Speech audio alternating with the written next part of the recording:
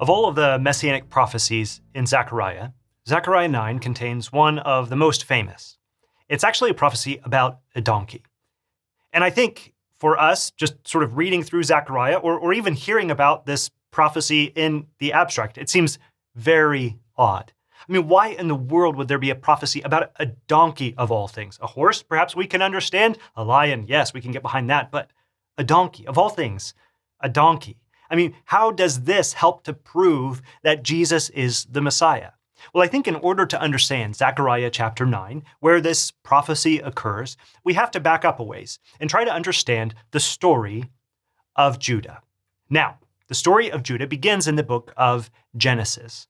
If you remember your history from the book of Genesis chapter 12, God calls this man named Abraham. Abraham leaves his country and his people, and he goes to the land that God shows him. And his success rate is a little bit mixed, right? Sometimes he seems to obey the Lord wholeheartedly. Sometimes it seems that he's waffling and isn't quite sure. And yet God remains faithful to Abraham. And he promises Abraham a son and descendants. And so Abraham has Ishmael through his maidservant, but eventually he has Isaac. He and his wife Sarah have this child, the promised child, Isaac. Now, Isaac, after the death of Sarah, he gets married, and he and his wife actually have two boys, Jacob and Esau. Esau's born first, Jacob, the younger one. And if you remember, Jacob is sort of deceptive, right? He's the heel grabber, in fact, is what his name even means. And so he seems to be deceptive or he seems to be going after his brother, after other people all of the time. In fact, so much so that he steals his brother's birthright for a bowl of stew. And then when his father is getting old and thinks he's about to die, he steals the blessing as well. And so Jacob comes across not as a very good dude, but as pretty deceptive, pretty terrible, pretty dishonest. And he goes off because of his lie, because he deceives his father. And his brother Esau then says, I'm going to kill him as soon as dad's dead. He flees away. He goes off to live with his uncle. Now, turns out his uncle is just about as much of a scoundrel as Jacob is, and Jacob meets his match. However, while he's there living with his uncle, he meets his uncle's daughters. Don't read too much into this, right? Yes, they are his cousins, but he falls in love with them and he marries within the family, right? So he falls in love with this first girl that he sees, Rachel. She's absolutely beautiful, drop dead gorgeous. He can't get his mind off of her from the moment he sees her, it seems. And so his uncle says, well, you got to work for me 7 years, and then you can have her as a prize. And so Jacob works for him for 7 years. The text says it was like just a few days because of his great love for Rachel. Now, after 7 years passes, he says, okay, it's time. I'm ready to have my wife. And so they throw a big celebration. And then that night, Laban tricks Jacob and places Leah there with Jacob in the bedroom. And so at night, it's not Rachel. Instead, it's her older sister, Leah. Now, we don't know a ton about Leah up to this point, just that she had soft eyes. And we're not quite sure if that's a compliment or if that's sort of a statement of her not being that attractive. So perhaps, her eyes, there was something going on with them and she wasn't that attractive, or maybe, well, bless her heart, she at least has soft eyes. I don't know, but it seems like the text is very clear. She's just not as attractive as her sister, and she's not loved like her sister is loved by Jacob. And so after that first night, Jacob realizes in the morning what's happened. It's Leah that he spent the night with, not Rachel. And he's so devastated, so distraught. And he goes in anger to his uncle, who then says, well, you got to work another 7 years, and then you can get this other daughter. And so Jacob ends up then after just a week or so later, after committing to work for another 7, he actually does get to marry Leah. So within a span of just a couple of weeks, Jacob goes from single to having 2 wives, and then they each bring their maidservant along with them. So that's 1 man and 4 women. Yes, 4 women. If anybody can handle 4 women, it's not Jacob. He doesn't do well. In fact, he seems to just sort of do whatever his wives want, and it seems that his wives are rather unhappy with one another.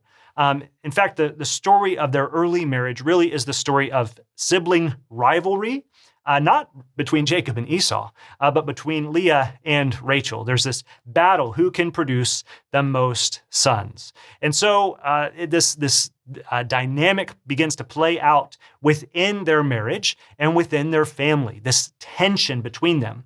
And as we read through the story of Jacob's family, it really is devastating. You just begin to see all of the different ways that trickery and deceit and deception plays itself out within the narrative. As they begin to have different sons, Jacob in the end ends up with 12 different sons. And they don't like each other. Some of them from the same mother, it seems, have some sort of connection to each other. But they don't really like each other. Not just that, but they seem to be rather wild and rebellious. They don't seem to have much respect for their father at times. In fact, one of his sons, his oldest son actually, his name is Reuben. Now, Reuben doesn't come across as the sharpest tack in the drawer in the book of Genesis, and it seems that after Rachel died, that is Jacob's favorite wife, after she dies, it seems that perhaps he wants his mom to have this next, pride of place. He doesn't want the maidservant of Rachel to have pride of place. So it says that he actually sleeps with his stepmother. I think the text suggests that he rapes her, and he does it, I think, so that he can have this sort of power play against the other women and sort of elevate his own mom in his father's eyes. But it's a terrible thing. It's a terrible action. It says that Jacob heard about it, and in the end, it actually disqualifies Reuben from any inheritance. Now, his next sons are Simeon and Levi. And we don't know a ton about these two characters, but we do know that when Jacob was living near a town named Shechem, a young man from the town came out and actually raped his daughter, Jacob's daughter. And Jacob didn't really do anything about it. His sons are so mad. They play this trick on the men of the city, say, you all have to be circumcised, and then we'll let our sister marry you. And so they all get circumcised. And while they're still in their pain, Simeon and Levi come in and they just slaughter the whole town. And I mean, you see their anger, you see their animosity rising up within the story as they just ruthlessly slaughter these people. And Jacob's really mad about it. I mean, he's furious at the end of the chapter. And in the end, it's that action, it seems, that will actually disqualify Simeon and Levi from an inheritance as well. So if you're keeping track, the oldest son of Jacob is Reuben. Well, he's disqualified. The next two oldest are Simeon and Levi. They're both disqualified. And so the fourth son is named Judah. Now, we don't know a whole lot about Judah early on in the story, but once the Joseph narratives begin, we find out more about him. It doesn't seem like he's that great of a guy either. In fact, if you remember the story, when Joseph is telling on his brothers and in the process where they're grumbling with him, they don't like his dreams, they're frustrated about all these things that he's doing. When Joseph comes to visit them, just to see how they're doing, check in on them, they grab him and they take him and they throw him in a pit. It's actually Judah's idea. You know what we should do, guys? We should sell him into slavery. All of that plan emerged from the mind of Judah. Not a great dude. Immediately after this, he goes and he actually, after Joseph is sold into slavery, he goes down and they deceive their father, right? Judah ends up marrying another woman, and then they have 3 kids.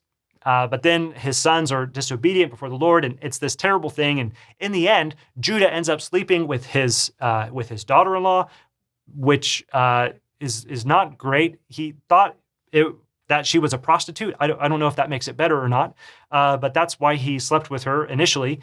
It's just all a mess. I mean, you read through the story of Jacob's family, the story of even Judah, and you just scratch your head thinking, how in the world could God use these people? I mean, how is this the family that God will use to bless the world? And yet, like God always does, God works through the story. He works through people's mistakes and their sins to redeem the story for the sake of his glory. So that As we're moving through the Joseph story, we begin to see a changed Judah. Not only is Joseph changing in Egypt, but Judah is changing as well. And I think he's humbled by his sin. He's humbled as he's confronted with the shame and humiliation of what he's done. And he begins to realize the responsibility that rests on his shoulders. So much so that I think we see Judah finally stepping up towards the end of his life to do the things that God really called him to do.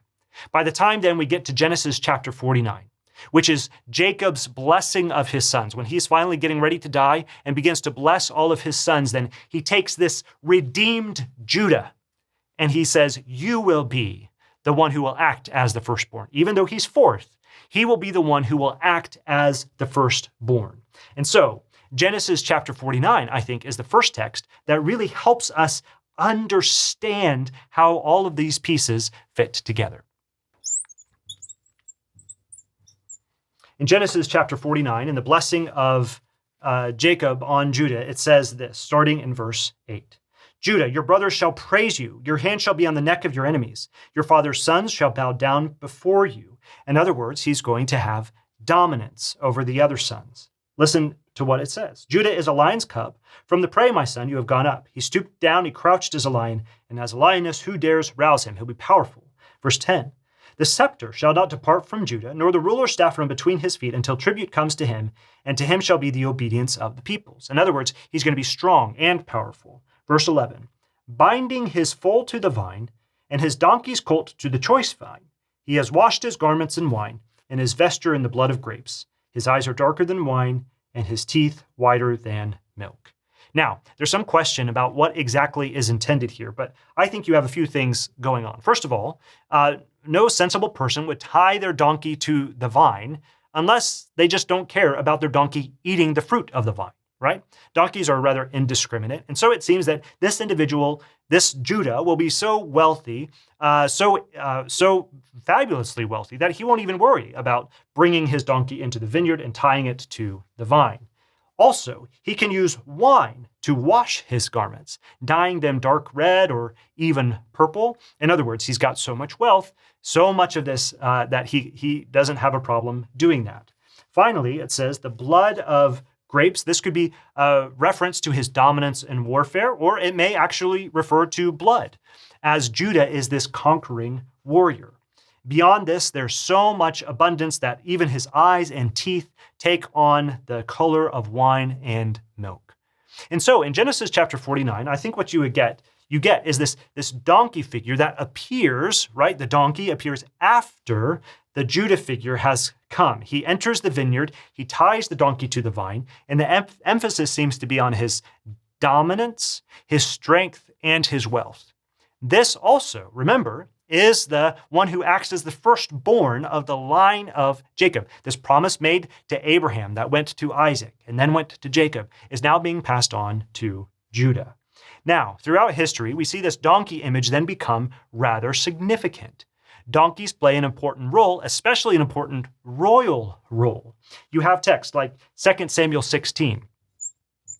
Here, Ziba, who is one of Saul's servants, actually brings David a bunch of donkeys as David is fleeing Jerusalem. It's a statement as if to say, here's a royal animal for you to ride on. Again, we get to 1 Kings chapter 1, and Solomon is the one who rides David's donkey as he's anointed as king. In other words, the donkey has a symbolic significance as representing royalty. And so, listen then how Zechariah chapter 9 seems to refine and develop this very image. Zechariah chapter 9. We'll start in verse 9. Rejoice greatly, O daughter of Zion. Shout aloud, O daughter of Jerusalem. Behold, your king is coming to you. Righteous and having salvation is he, humble and mounted on a donkey, on a colt, the foal of a donkey. I will cut off the chariot from Ephraim and the war horse from Jerusalem, and the battle bow shall be cut off, and he shall speak peace to the nations. His rule shall be from sea to sea, and from the river to the ends of the earth. As for you, also, because of the blood of my covenant with you, I will set your prisoners free from the waterless pit. Return to your stronghold, O prisoners of hope. Today I declare that I will restore to you double. For I have bent Judah as my bow. I have made Ephraim its arrow. I will stir up your sons, O Zion, against your sons, O Greece, and wield you like a warrior's sword. So, I think a few things are going on in here. Just coming after this judgment on Israel's enemies earlier in Zechariah chapter 9, you now have this word of hope to those remaining in Jerusalem. And it's a word of celebration. Rejoice, right? There should have been lamenting and grieving and mourning over the destruction of Jerusalem. But here, they're rejoicing, they're celebrating, because, behold, your king is coming to you, right and being saved is he, humble and riding on this donkey.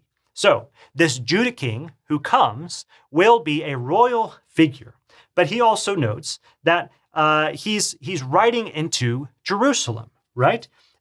He says, your king is coming to you, O daughter of Jerusalem. So what we're noting then is that the Judah figure is not just riding a donkey, right? But he seems to be coming right into Jerusalem, the very seat of power in ancient Israel.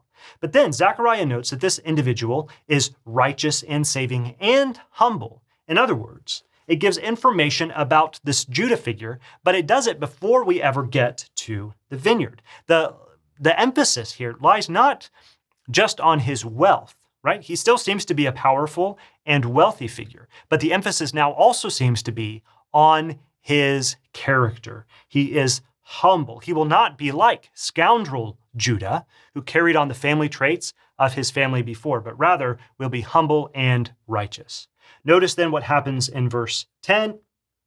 God through him will cut off battle and war from all of Israel, and he will speak peace to the nations. Instead of violence, this individual will bring peace. In Mark, then, all of this is brought together. I think in Mark chapter 11, we see all of these threads begin to join up as Jesus enters into Jerusalem. Just listen to what it says. Now, when they drew near to Jerusalem, to Bethphage, at Bethany, at the Mount of Olives, Jesus sent two of his disciples and said, go into the village in front of you, and immediately as you enter it, you will find a colt tied, on which no one has ever sat. Untie it and bring it. If anyone says to you, why are you doing this? Say, the Lord has need of it, and we'll send it back here immediately. And they went out and found a colt tied at a door outside in the street. They untied it. Some of those standing there said to them, what are you doing untying the colt? They said, what Jesus has said, and then they let them go. And they brought the colt to Jesus and threw their cloaks on it, and he sat on it. And many spread their cloaks on the road, and others spread leafy branches that they had cut from the fields. And those who went before and those who followed were shouting, Hosanna! Blessed is the one who comes in the name of the Lord. Blessed is the coming kingdom of our father David. Hosanna in the highest. In other words, the people see all of this unfold, and they begin to realize it's the story of Judah from Genesis 49. It's the prominence of this donkey that we see in other places in the Old Testament. It's how Zechariah prophesies all of these pieces are going to come together. And now, in the person of Jesus, what you see is not just a powerful individual, but you also see a royal figure mounted on a donkey, but humble in character, coming into Jerusalem. Of course, Jesus does come to bring peace. It will be through war. It seems there is a sword that will slice even through families, right? The closest of relationships. Jesus says that he will, in fact, bring animosity and strife into some of these relationships. But of course, he is the Prince of Peace. And his ultimate purpose is not to bring destruction or not to bring animosity or fighting anymore, but rather to declare peace once and for all. And so, as Jesus rides this donkey into Jerusalem, we see how all of these pieces begin to come together, and he is lifted up as the true messianic king. It's a beautiful, beautiful mosaic of the Messiah.